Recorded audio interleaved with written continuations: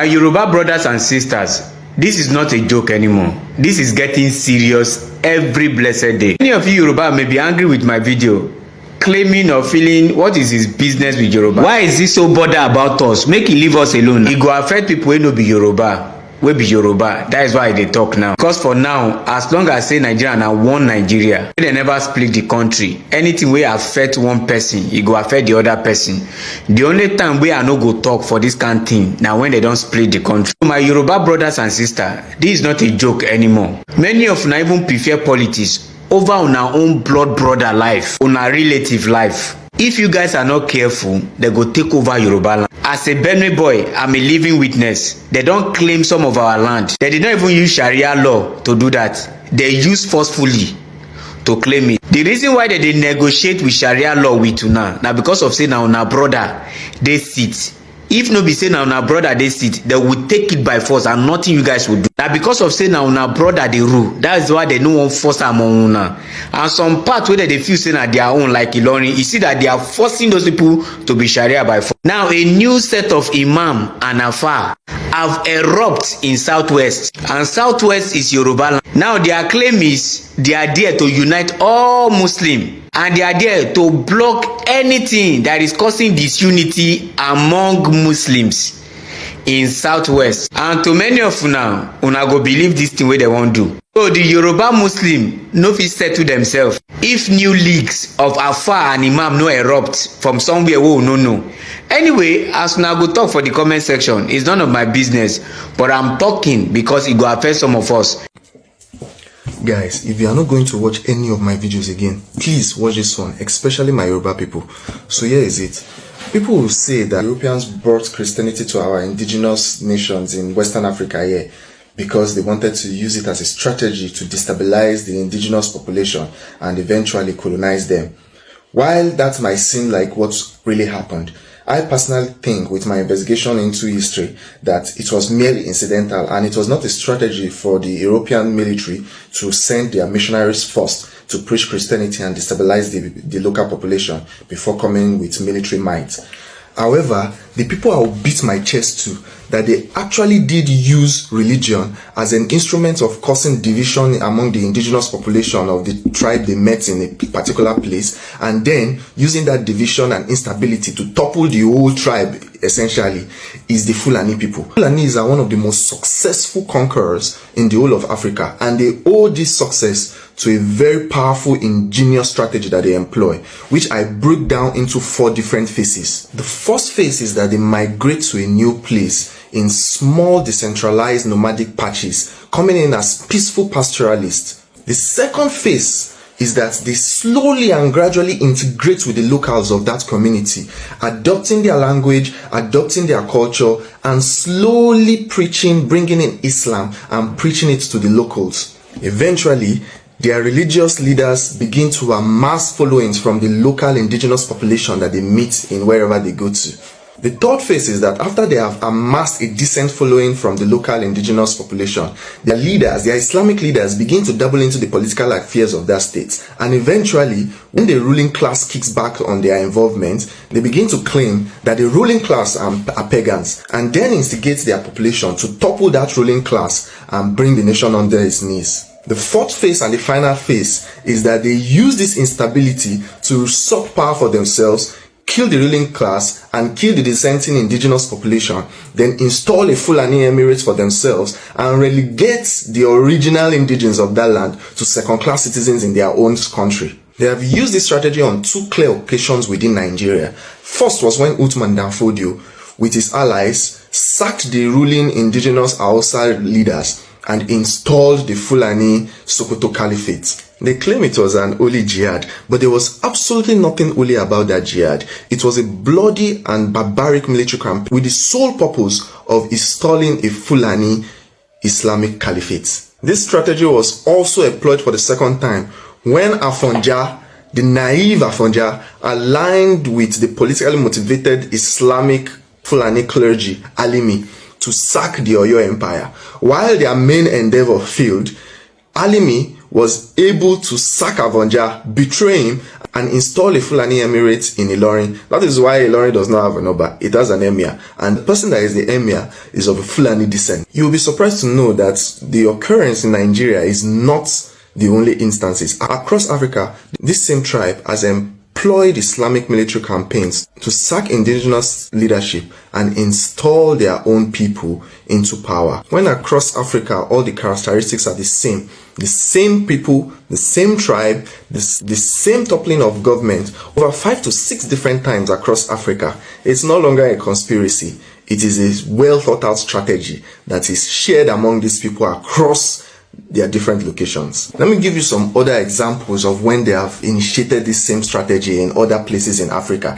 When you look at the Futa Jalom Jihad of Guinea in 1725, which was led by Karamoko Alpha and Ibrahim Sori. These were Fulani pastoralists that overthrew the local Mandika and Susu leaders. They established the imamate of Futa Jalom, creating a rigid hierarchy where the poorer Fulanis held political and religious power over the indigenous population.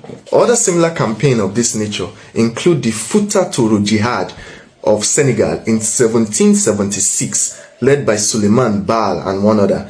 You can go and check out the information for yourself. Another one was in 1818 when Sekou Hamadou, who was inspired by the campaign of Usman Danfodio in Nigeria, started his own campaign in Mali and established the Massina Empire. All of these informations are publicly available. The Fulani have had a powerful strategy of going into a local region that has already been occupied and using Islam as a mechanism to topple their indigenous population.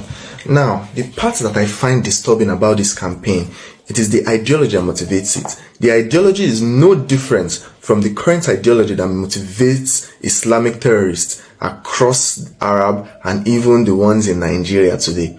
The Fulani jihadists concluded that anyone who wasn't Muslim was fair game. They called them kafir, and their land was theirs to take, their women was theirs to rape and turn into concubines, their men was theirs to kill or turn into slaves, and their children the same thing, to be killed or turn into slaves. This was the ideology that drove the Fulani jihadists when they were expanding across Nigeria.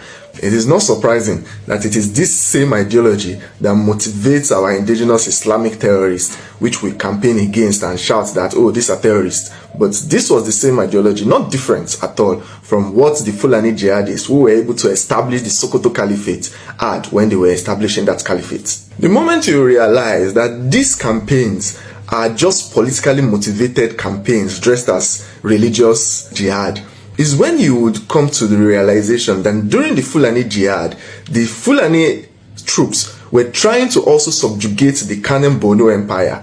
However, the surprising thing here is that the Kanem Borno Empire was already an Islamic state with an Islamic leadership. In fact, in Clapperton's journal, one of the things he noted that the Sheikh of Borno talked about was the fact that he was surprised that the Fulanis would want to subjugate his own city, especially when he's already a Muslim. So what do you think was motivating the Fulani jihadists to try and subjugate their fellow Muslim? The Sheikh of Borno was appalled that his state has already received Islam. So what are the Fulani jihadists trying to install? Well, I will leave you to guess what they are trying to do there. Now, back to present day.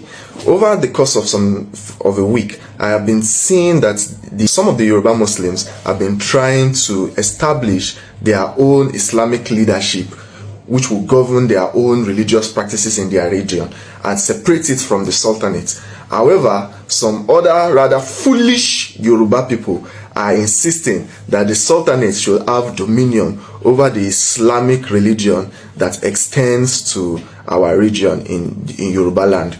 It is only logical and well within the rights of our indigenous Yoruba Muslims to want to disassociate their leadership from the Fulani Sultanate. Because when you think about it deeply, the role of religion transcends spirituality, especially in a prescriptive religion like Islam.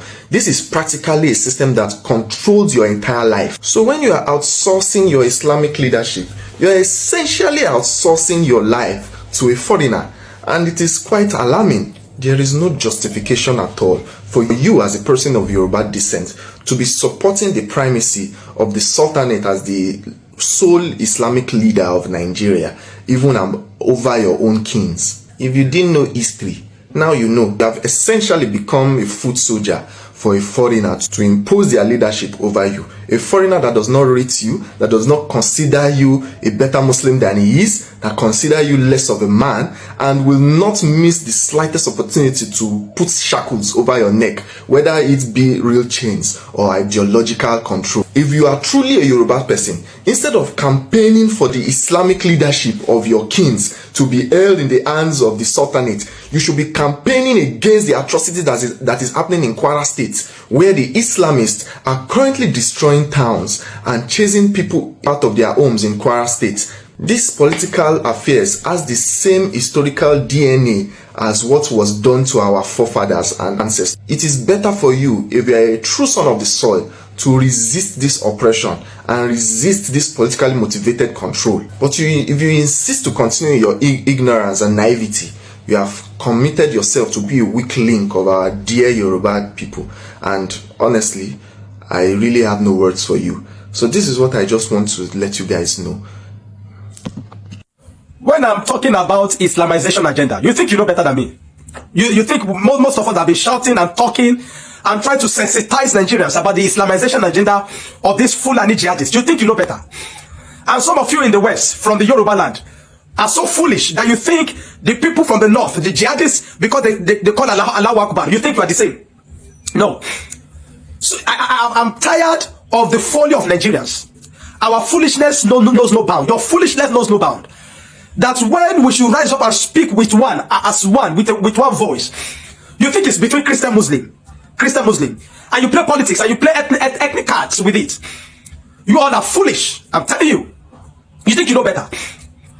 Between today is Thursday, between Monday and today, over 300 people have been annihilated, have been unalived in Nigeria, and nobody has done anything reasonable about it. You think you know better? When I tell you of Islamization agenda, you think you know better than me, isn't it? You all are foolish. When I was explaining the sequence, the stages of Islamization, number one is that they're moving. They're either moving by migration or they're moving by invasion. Number two, they occupy government positions. And when they begin to occupy government positions, they begin to vow for, different stuff like that. Number three, they begin to multiply. And when they multiply to a certain number, then number four, they implement Sharia. And the moment you accept Sharia, then jihad will happen. And Nigeria presently, 12 states are practicing Sharia. 12 states. And if you think those people carrying these atrocities are carrying those guns at the minute, you are wasting your time, because the people that are backing them up are the two people that are up high there. They are religious leaders, the oligarchs in the north, the politicians, most of them in the military, that are backing them up. They will not come out, but they are supporting it. They want to turn Nigeria to a Turkey. They want to turn Nigeria to a Lebanon. They want to turn Nigeria to a Jordan. They want to turn Nigeria to an Egypt. I keep talking of Islamization agenda, but you think I'm foolish, not knowing that you are the one that is foolish. For the Yoruba people, I warn you again, be careful. See, I've told you before, in that video I told you, I said the Igbo land will be the most difficult. But what they're going to use in the Igbo land is money, because they understand, see, the devil will always tempt you with what you like most. They know the Igbo people like money. And you find that their allergies will begin to woo their people. They'll begin to marry their daughters with money. They'll begin to settle their sons with money. And because of that, Islam will enter. But it will take a long time. So what they do is, they start conquering from the north, and then when they spread to the west, because it will be easy to spread into the west than to the southeast. And then from the west now, they'll conquer. Now you see, their activity in Kwara is very, is very evident now. Their activity in Kwara is evident. Their activities in Kwara is effective. Guess where they are going next? No. You think it's Igbo land or it's South? No, they are entering your state. And they're already in the forest of Oyo. Presently, as I'm telling you, information reach me, they're already in the forest of Oyo. They'll spread to Ogun. And from there, you think you're in Lagos state and you cannot be touched. No.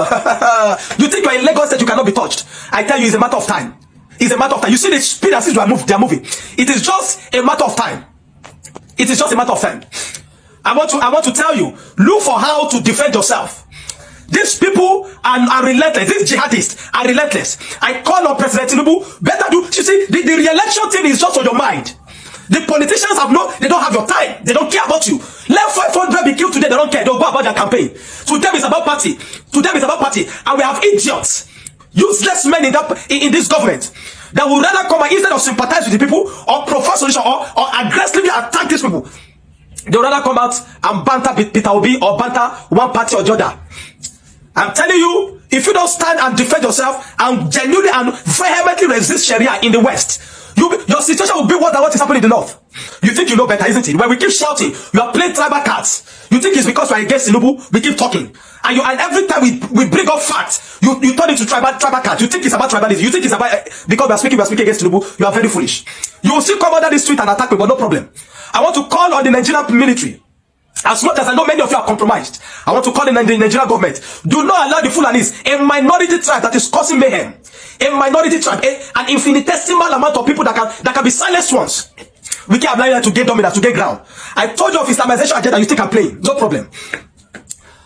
If Sharia is not abolished intentionally in Nigeria, I am telling you, 20 years from today, we are not ending this problem.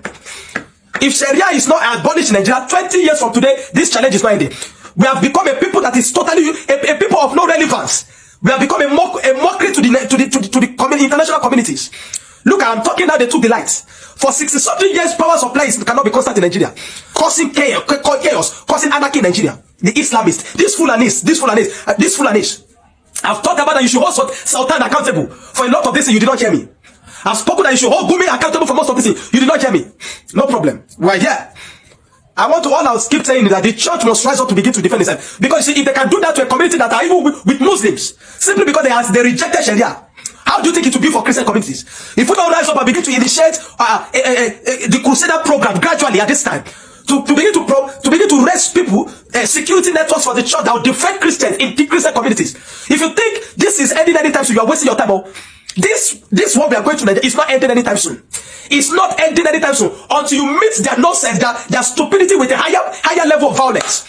Until you meet their violence with a higher level of violence before they run away. They will never stop as much as we keep negotiating. We still have about over 100 people that were kidnapped from the church. They are still there. Entering to the church with such audacity and kidnap people that are still there. If you think this is ending anytime soon, you are wasting your time. If we don't rise and begin to meet their nonsense, their foolishness with a higher level of violence, 20 years from today, 30 years from today, we are not ending this. And I've told you, Nigeria will never be Islamized. We will rather divide. After all, I've said it over and over. This marriage, this entity called Nigeria is a scam.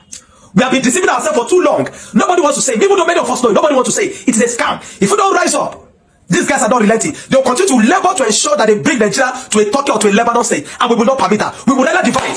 The church must rise up at this time. All those nonsensical compromises are trying to be diplomatic. These people are not diplomatic with you. You are the one that want to be diplomatic. Oh yeah, now, no problem. We will keep speaking. What we will not do again is to be silent. Good day to our viewers all over the world, and welcome back to Local Journal. The Yorubas need to wake up because of what is happening in their land at the moment. The Fulanis are encroaching their land, they are encroaching into their land, and they are using their gimmicks to invade their land. They are using religion to ensure that they capture Yoruba land. But the Yorubas are thinking probably maybe they are trying to share the brotherly love of Islam with them, and the fact that they want to bring Sharia is not coming with any ulterior motives. But the thing is this: we can see the happenings in Yoruba land and every other part of Nigeria. We can see what is happening, the sequences of problem and chaos happening in the Middle Belt because of the fact that the Fulanis and these jihadists wants to take over Nigeria, wants to take over land of the indigenous people.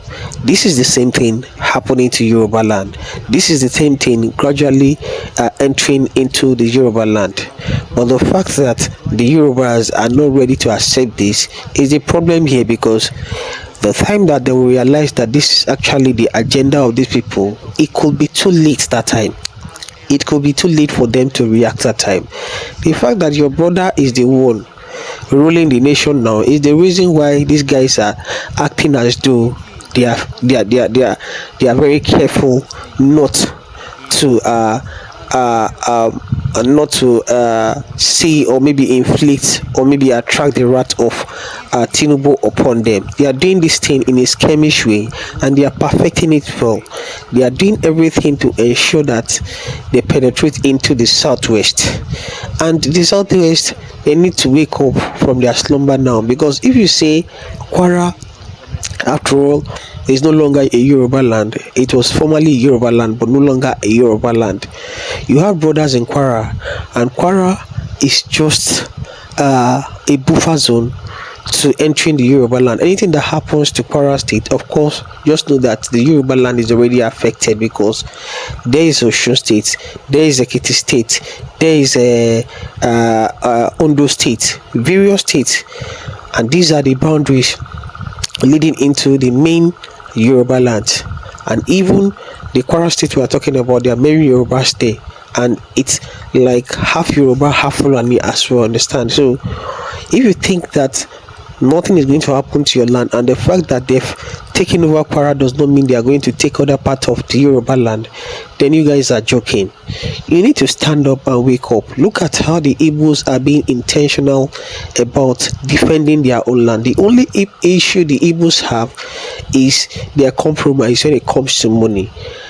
That's the only way they can deceive them into. But I say that the Igbos are very resolute, and they are principled when it comes to defending their territorial integrity, when it comes to defending their land from these jihadists. They've tried to kind of lure them by different ways. They've tried to lure them via different means. It's been very difficult for them. However, this new generation of Igbos, we don't know how it's going to, because we can see lately that some few Igbos who have been married to northerners and other parts of this country have come up with this agenda that they are Igbo Muslim. However, it faced and met a strict rebuttal. It faced criticism from the core Igbo state, and they rejected this idea of Igbo Muslims. If the Yorubas had rejected this, of course you will know that okay, this will not be happening now. The Yorubas have not come out clearly to say that they don't want Sharia. It's just a few people amongst them that are saying that. The time you come out, the moment you come out and you start protesting and telling these people that take away this thing from our land, we don't want it, that's when they'll start taking you people serious. You can see that some good number of Yoruba children who are politicians as well have spoken that if eventually they become the governor, they will implement Sharia law in the West and nothing will happen. One of such person is the former Minister of Communication, Shitu. We heard everything he said, and of course these are kind of people that will bring problem to Yoruba land tomorrow. The Yorubas, it's time for you to wake up. It's time for you to start speaking up. It's time for you to start acting so that it won't be too late for you people. This is my opinion. Kindly drop what you think about this in the comment section, and if today is your first time to visit our channel, please kindly like, share and subscribe to our channel.